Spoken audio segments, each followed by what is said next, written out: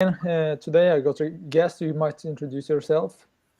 Yes. I am Orest, obviously Man United fan, and yeah, big up family on Frederick. Yeah, thanks for coming on. We're quite happy today. Another win, starting to be starting to be the normal for us, or can we say so? 100%, 100%. Listen, good win. David De Gea, so he saved like three, I'd say, um, match-winning games, match-winning goals. So for me, he was superb. And listen, we have to move on to the next game because we have to take it game by game for me. But great win, man, great win. Yeah, for this game, I want to take. I have some notes I have written for myself that I want to talk about, which hasn't been. Some of them have not been talked about. Some of them have been. First of all, I want to take David De Gea, actually, which you were talking about. Not only did he have some great saves because he did save the game, but he also had that one time where he went out, which is what very many De Gea outers, or not De Gea outers, but people who wants De Gea out of the club and wants the other goalkeepers to come in. When he went out as the sweeper keeper that Ten Hag used to use. What do you see of that situation?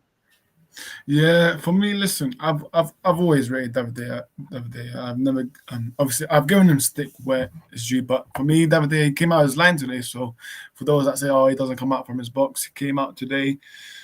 For me, I've always said that he's world class keeper, shot stopping wise, absolutely fantastic, and you've seen it today. That's an example. So. For me, I've always backed De Gea no matter what, so I've always rated him. So for me, although I think next summer it's time for him to move on, in my opinion, and we need to get a new keeper. But yeah, So you don't feel like he showed there that he can be what Ten Hag needs in a goalkeeper?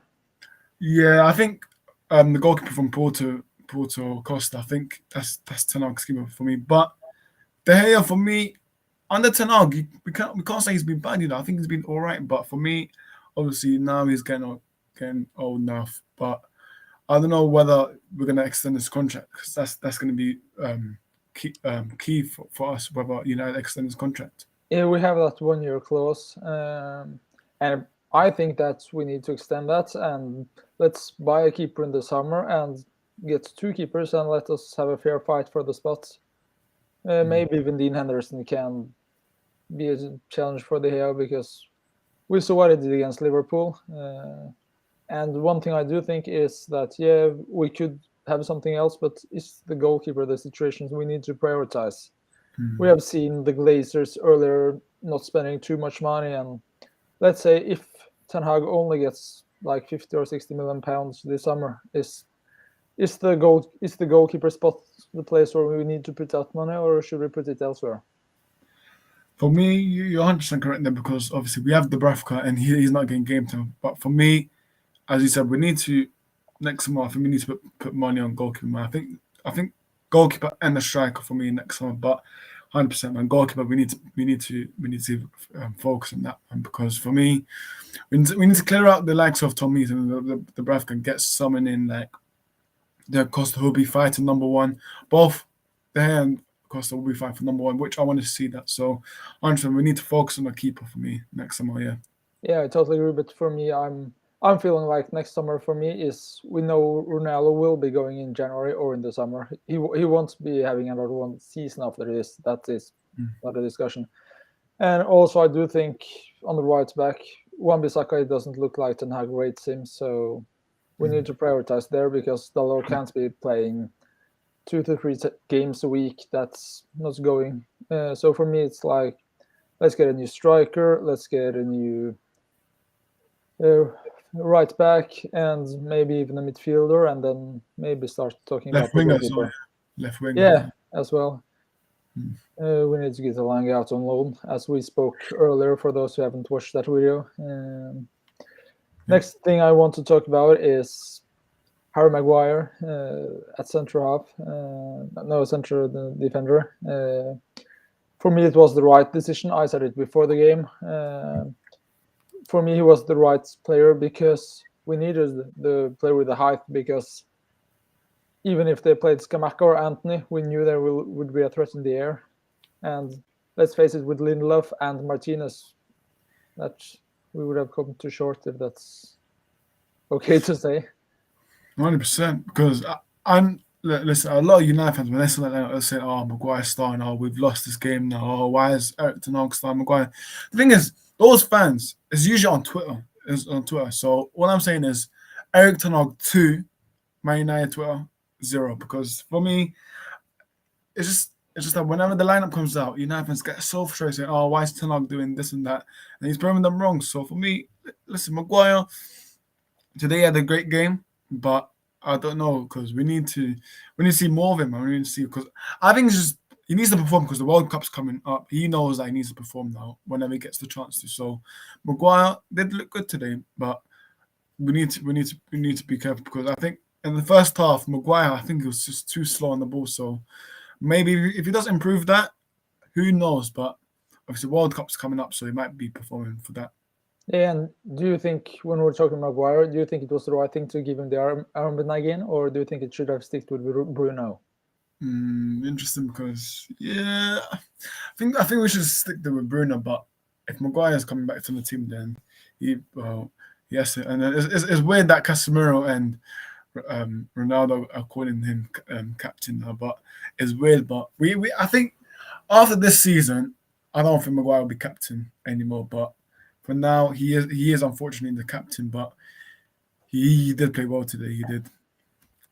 Yeah, I think Ten Hag did the right thing because Ten Hag did the choice before the season when he named Maguire the captain. He could have done something else then, but he did say that he's my captain now, and for me, then you have to stick with it until the end of the season if you're not selling him. And I was actually a bit disappointed with Bruno's body language today because I thought that okay, you're not the captain anymore, but play well. Don't be. It's looked a bit for me like he was a bit moody after losing it, and I was like, come on, play for the team. Yeah, Bruno. I think he's just too quick on the ball, man. He has to just calm down with the ball because every time he just cross, he just randomly kicks the ball. So he needs to relax with the ball. But Bruno, obviously, he's suspended for the next game, so it's going to be interesting to see what Ten Hag's lineup going to be for that one. But Bruno, yeah, man. Also, he needs to stop moaning with the refs. He keeps doing it every game now. But he did get the yellow card, so he is suspended for the next game. But Bruno, we can't. United fans can't say, "Oh, drop Bruno," because Bruno won't be dropped. We know that because Ten Hag likes him. So Yeah, Bruno is what is, man. yeah, I think we'll play Donny next game because then you can either play him in the Bruno position or you can move Ericsson up playing there. And 100%. yeah, do you think we'll play Donny or do you have anyone? I think, as I said before, I think Ten Hag might try and do Casemiro and Fred, and then Ericsson's number 10. But Ericsson has spoken about Donny in his conference, but I don't know, man, because managers they do that, but then they don't start him. So I want Donny to start, but I just have a feeling he might play either Casemiro McTominay or Casemiro Fred and have Ericsson as the number 10. But I think Rashford, I don't know, Rashford's been playing that number 10 now because usually Bruno goes in the wing, Rashford comes down as a number 10. I think Ten Hag's trying to do something there, but yeah, it could be either Ericsson number. You could either play Donny as number 10, but my opinion, I think it will be Ericsson and then Casemiro and Fred. Yeah, you're probably right, but I'm hoping for Donny. And one last thing, which actually is not talked, I haven't seen it being talking about at all, but I've been thinking about myself, so I want to hear another United fan's opinion on it. On the right back, we got Dalot and we got Wan-Bissaka. Wan-Bissaka back in training now. I would have loved to see Wan-Bissaka under Ten Hag because we have seen other players doing really well under Ten Hag after being not so well under former coaches. We have seen Dalot, we have seen Shaw, I think have been much better. Rashford, do you think we could have seen another Wan-Bissaka if he got to play under Ten Hag and got to work under him? Do you think? With Wan-Bissaka, for me, I'm not a massive fan of him, but maybe if he gets a game, he might prove himself. But I just don't. I think now Ten Hag realized that he's not his favorite. Now Dalot is his favorite, but I think we could see a new right back coming to Man United soon. But yeah, Ten Hag did say after the game today, we need two good left backs and right backs. So clearly something about Wan-Bissaka, but I'm not sure. I think we could. His time could be up with Man United. So Wan-Bissaka. I mean, although I would like to see him get a chance, but I think it's end of the time for him. Yeah. No, I totally agree with you there. I would have loved to see him under Ten Hag though, because I do think if we had got him to be better in the attacking part of the game, he could have been well. But yeah, let's see. I think he will get to, if he's back now. I do think we'll see him before Christmas because we got a lot of games, and I do not think we can risk to play Dalot in all of them. And Yeah, 100%. yeah, no, but it's in the end, it was a good day for us. I do think we can say so. Looking forward to Good Thursday day. night. Moving forward, Thursday, big game. Yeah. And I think there's a stat, not a stat, but there's a thing. We have to score more than one goal to top of the group because now it's based on head-to-head. So we have to score more than one. I do think we'll win 2-0, but hopefully the boys realize that we have to score more than one. It's a huge game, so I'm looking forward, man. He could play Donny van de Beek, on Thursday. You never know. He could rotate a bit. I mean, usually Erik Ten Hag doesn't like to rotate, but he could play Donny and then rest Casemiro maybe. But who knows? But we definitely need to score more than one goal. Bruno will play. We know that because he's not. Bruno will probably play. Yeah.